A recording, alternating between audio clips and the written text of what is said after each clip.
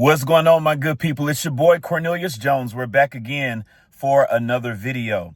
Before we get started, the following video is for educational purposes only.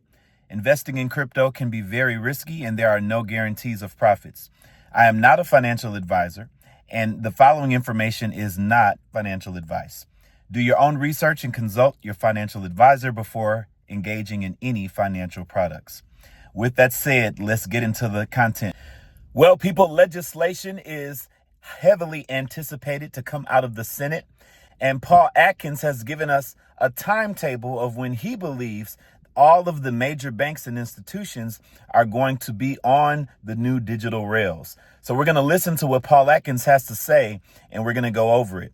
Right before I show you the video, I have some wonderful information for anyone who is interested in adding smart contracts to their wealth building strategy. These smart contracts utilize decentralized staking protocols as its point of earning. And at maturity, contracts pay out sums of money in the 5 and even 6 digits. And contracts mature in just 2 to 5 years. People, I love XRP. I'm all in on XRP. The only thing is, I just don't know when XRP is going to move. So I have diversified my wealth building strategy and added smart contracts that have dates associated with them. That way, I know exactly how much I'm going to be paid and I know when. If this is something that you would like more information about, I have a recorded Zoom in the description of this video that will show you all the details you need.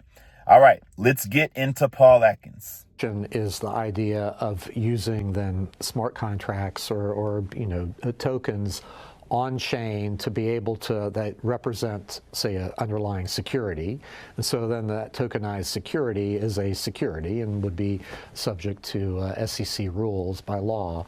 But the idea is that if it's on chain, on a blockchain, then there's much more transparency as to where it is. Right now, there's a bit of opacity as to who owns what and where the company usually doesn't even know where its who its shareholders are and where the shareholders reside, where the shares reside. So tokenization has the benefit of potentially having, instead of T+1 now trade date +1 for clearance and settlement, the prospect of maybe T0 now, depending on the instrument, and we have to think about netting and all sorts of other things with respect to some instruments. But in principle, the idea of on-chain delivery versus payment and receipt versus payment, DVP, RVP on-chain, is a prospect of de-risking the markets, making them much more transparent and then sure as far as clearance and settlement, because it's always that the gap between clearance and settlement and then delivery and payment is the real introduces risk into the system. Do you expect this is where financial services is going? Are the major banks and the brokers out there today moving increasingly toward tokenization? Oh, absolutely. And it's the way the world will be, here in maybe not even in 10 years, maybe even a lot less time, maybe a couple of years from now. So I think that all of this modernization of the markets, I think, is good. And the trouble that we've seen here over the past few years is that the SEC, unlike historically, it never was necessarily at the vanguard of pushing new innovations. It was always a little bit behind the market, of course. But here recently, it's been almost standing athwart the marketplace, and as it's as all these new innovations were coming about. So that's no more. We're actually embracing it, and I believe that we need to be embracing it to keep the United States at the forefront as far as cryptocurrencies and whatnot. There were really only 2 countries in the world here in the last few years that were working to make cryptocurrencies illegal, and that was Communist China and the U.S. through the SEC. So that's changed. It's a new day now, and so we want to embrace this new technology. While retail investors are primarily focusing on charts, ETF, short-term price movements, all of those things, Ripple has been quietly building infrastructure, building their partnerships, stocking up on institutional investors. Paul Atkins said it very clearly. He said that he expects within a couple of years that all of the major banks and institutions will be on the new rails with tokenizing digital assets. He also said the two largest nations in the world with GDP, United States and China, have been historically opposed to crypto. Now that has changed. China is on board.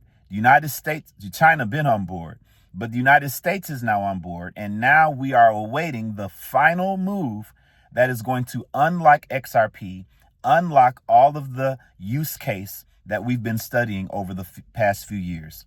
And that is the Senate's move to pass that market structure bill.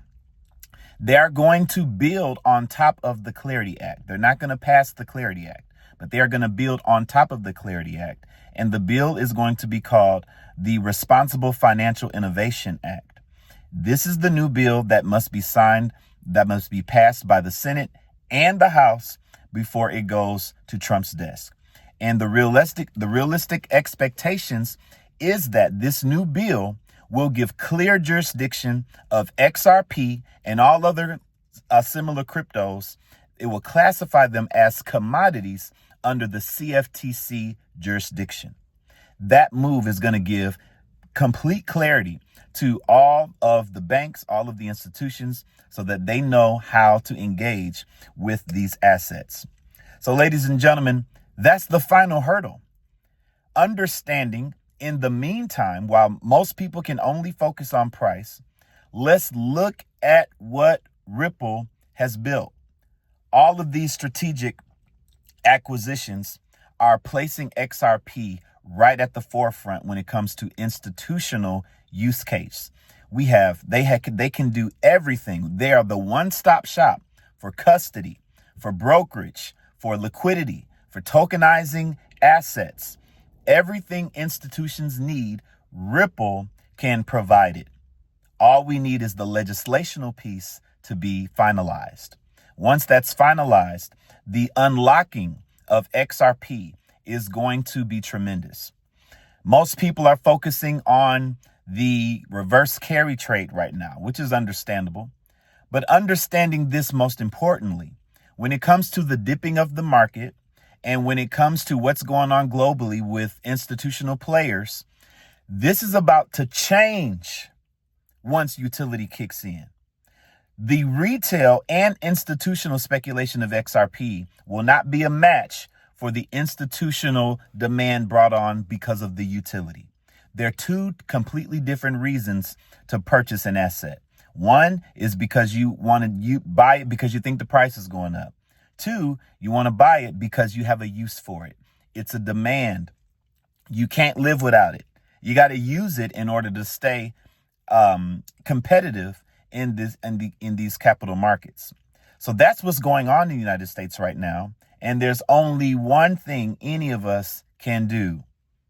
Wait. That's right, people. Your patience is what is going to pay off tremendously. Most people are so focused on the trees, they can't zoom out and look at the forest. When we zoom out and look at the forest, we see a world that the writing has been on the wall for years. The old traditional legacy system is outdated and is moving to a new digital system where the movement of money is frictionless and efficient. XRP has always been designed to help the banks get out of the mess that they have been in. And the retail people who have paid attention have already pitched their flag, have already accumulated their coins, and are still accumulating as of today. So if you're still accumulating, you're in a great position, as XRP is very low right now, just above that $2 support level that we've seen for such a long time. So don't get distracted, people.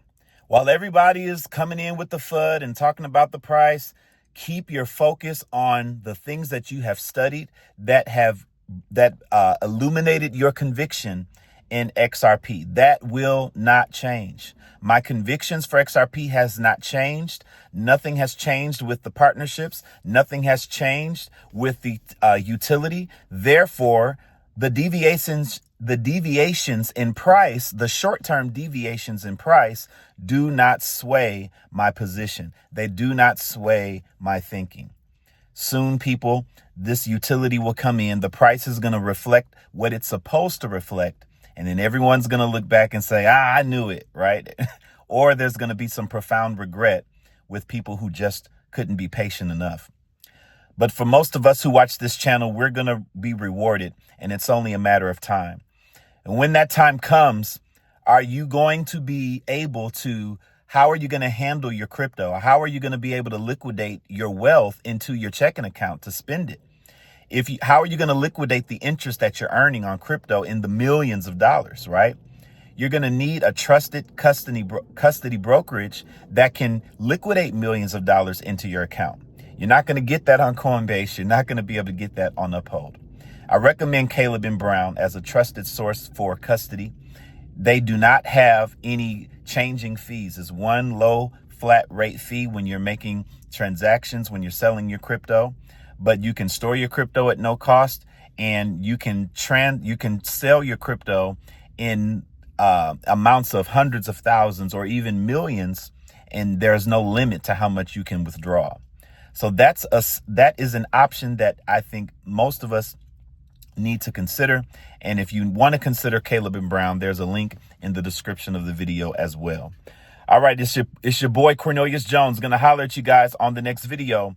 Y'all be blessed and have a good one.